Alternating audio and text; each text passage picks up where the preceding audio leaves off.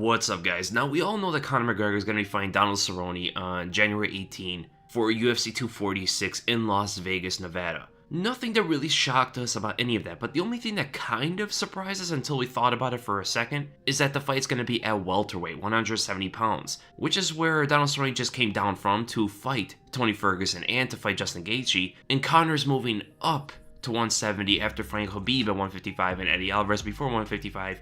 Both these guys are not natural 170ers, so what would be the reason? The main reason is, I believe there's a plan in case Conor McGregor wins to fight either Jorge Masvidal, maybe even Nick Diaz if he makes his return, Nate Diaz, because I know Nate Diaz likes to fight 170 these days. It's pretty much just a setup for Conor McGregor. And I heard the plan, I believe from Errol Helwani, that Conor's looking to fight 3 times next year. So he's going to fight Donald Cerrone, of course. He wants to fight either Masvidal or Diaz, and then he wants to fight Khabib at the end of the year. But that doesn't really make sense, right? You're going to have some 170 wins and get a title shot at 155? I don't know, that still seems strange. He should be fighting 155, fight a guy like Justin Gaethje, fight Tony Ferguson if he loses to Khabib, or someone like that. Someone up there in the lightweight ranks, instead of just getting right at Khabib, because that is kind of strange. I mean, I understand Conor's a big star, and I understand that they want a Khabib rematch because it will do big numbers, but the angles that Conor is able to take to get a title shot is just so out of the norm. But hey, I guess that's what bringing big numbers does for you, right?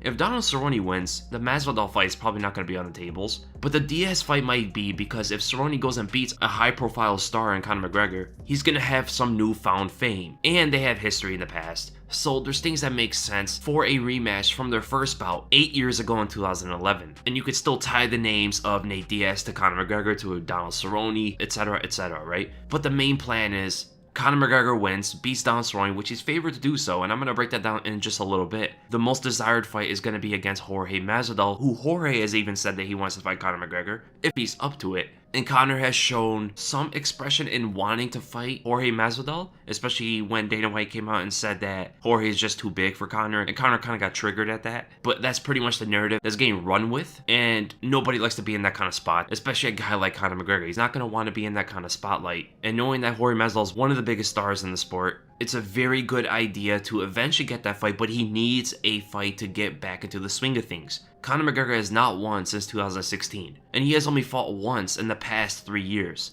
His latest layoff is 1 year from October of 2018. This is some time off, man. This is a long time off. We know when he fought Max Holloway, he took like 7, 8, 9 months off, and then he looked really good after that. And that was a little bit different because Conor McGregor got injured. He was forced out of competition and still had the drive and still had that hunger. Here, he just chose not to fight, which directly goes right into his motivation or anything that's outside of the sport. But regardless, for the last 3 years, he could have fought more than once on one of those days, right? But this is a bit much. I mean, another 15 months since his last fight, only fighting once in the past 3 years. You'll rarely see anybody compete well under these kind of circumstances. And in his fight with Khabib Nurmagomedov, a lot of people tend to say that Conor didn't look too well because of probably the layoff, a lapse in his motivation and stuff like that. And him coming back to fight Donald Cerrone, who they have went back and forth before in that press conference, before Conor McGregor high profile fight, getting right into Jorge Masvidal or something like that, shows that his motivation, or at least his concentration, should not be an excuse. It seems like he is serious. It seems like he wants to get back into this for real, and not for the money, not for all the other stuff that he went to the Floyd Mayweather fight for, but actual for competition, and the game seems to be forgetting about him, which is something I believe he didn't expect to happen. And other stars are rising, and he needs to get back into the spotlight. He needs to get back under the win column, and frankly, a fight with Donald Cerrone is probably the most favorable fight, as well as being kind of high profile for him.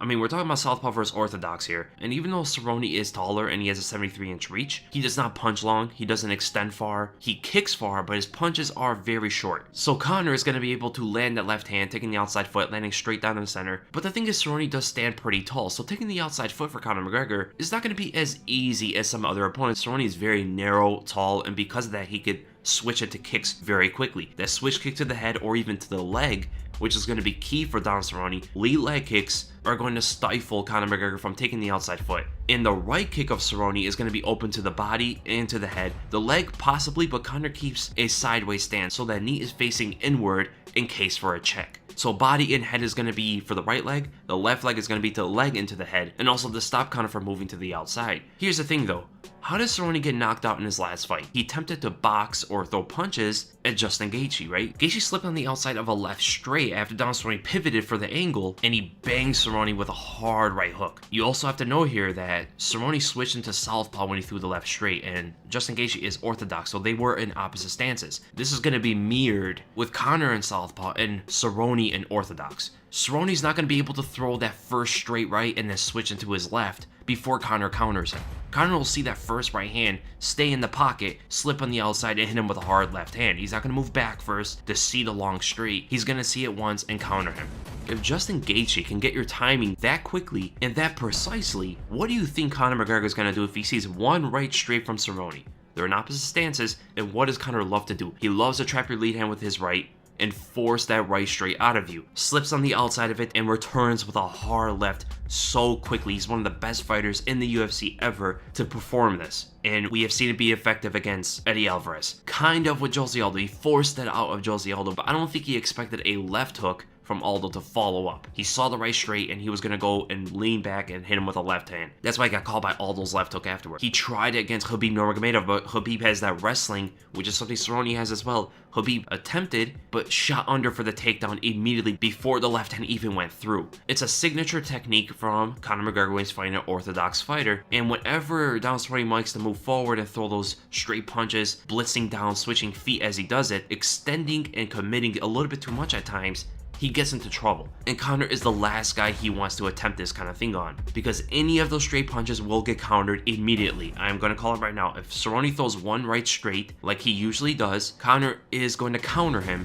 and hurt him. In this kind of fight, the punches from Cerrone have to be met up with kicks and takedowns. Do not commit for power shots with your hands. You are only going to get paid for it. You're playing right into Conor's game. So Cerrone can actually do something like fake that right straight and come up with a right high kick on that same side. So the right straight is going to trigger Conor's outside slip, and that outside slip is also leaning into the right kick.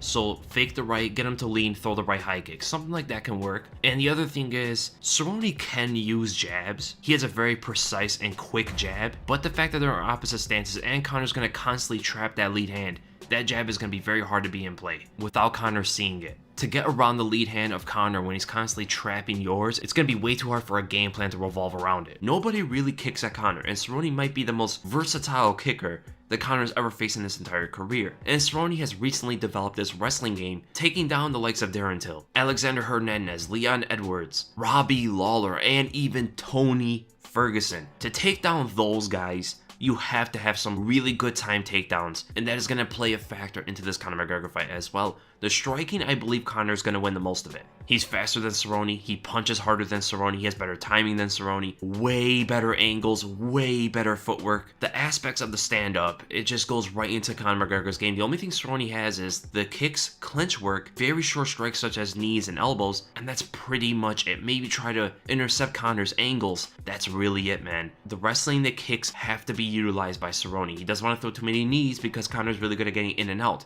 If he sees a knees coming, he's going to move out and bang him with a left hand. If Cerrone's telegraphing his kicks, Conor's going to move right on the inside of those, move with the kick, and land another big shot. So jab to double leg, jab to right kick to the body, jab to switch kick to the leg, conditioning Conor into a head kick eventually, something like that. See when Conor's going to move in and look for the takedown, because Conor doesn't normally throw knees and stuff like that to intercept and counter a takedown. He tried against Khabib, but Khabib shot in from a very far distance, which is something Cerrone does not do. Cerrone counters you or shoots in at mid-distance after conditioning you to a striking back and forth. And if it gets to the ground, Conor is not going to do that well. Cerrone is very long. He uses his legs better than anybody Conor's ever fought up against when it comes to submissions such as triangle chokes, arm bars, even getting the back, sinking in the hooks, getting the body lock. This is something Conor has never fought up against before. In the past several years, everybody that has gone into the ground with Donald Cerrone, he has either dominated or has submitted. So the training camp of Conor McGregor is going to be a huge X factor here. What is he going to train for? Because Cerrone is one of the more well-rounded fighters he has fought in his career. And when it comes to mixing up kicks and takedowns,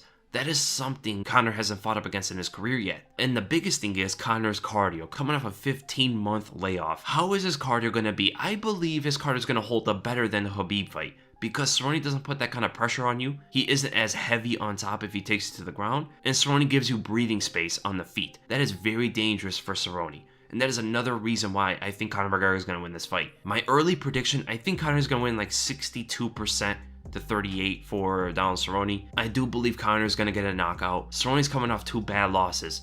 The knockout against Justin Gaethje is the first headshot knockout he's ever suffered in his career, and that was in the first round, fell face first almost to the canvas, and before that he took a huge beating from Tony Ferguson. And in both of those fights, whenever he tried to exchange hands and throw those straight punches, he got paid for it badly. And those two guys do not punish unwise attacks like Conor McGregor does. So I believe Conor is going to get the outside foot. I think he's a little bit too quick for Donald Cerrone to intercept him with a switch kick. I think Cerrone will eventually be willing to throw that right hand of his, and he will get countered for that. And Cerrone keeps his head tall. He doesn't move his head at all. He just moves his feet, goes for the double leg, or ducks under and bumps into the opponent as a way of moving his head off the center line. And those are some huge movements that Conor can find an uppercut with.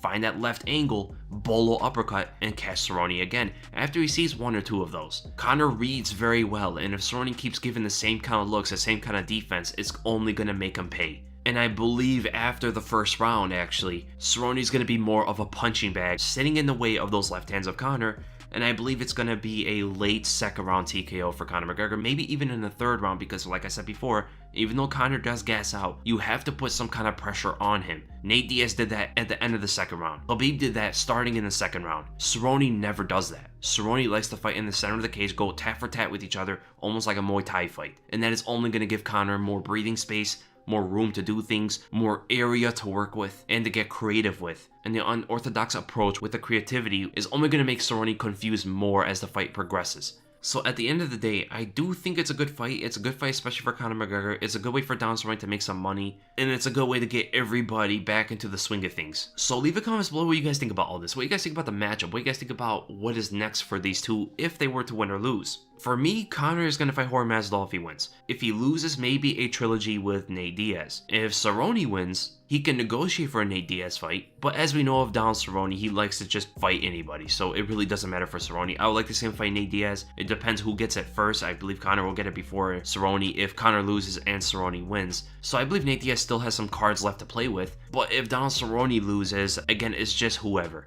Right, Cerrone's gonna fight anybody. He's that kind of guy, and we love that about him. But at times, it can bite him. So I hope you guys enjoyed the video, and if you did, make sure to give it a thumbs up. If you enjoyed my content, make sure to subscribe for my next video. I actually have a breakdown coming up, and it's an old school breakdown. I think a lot of you guys are going to enjoy. So be on the lookout for that. And again, thank you guys so much for watching, and I'll see you then.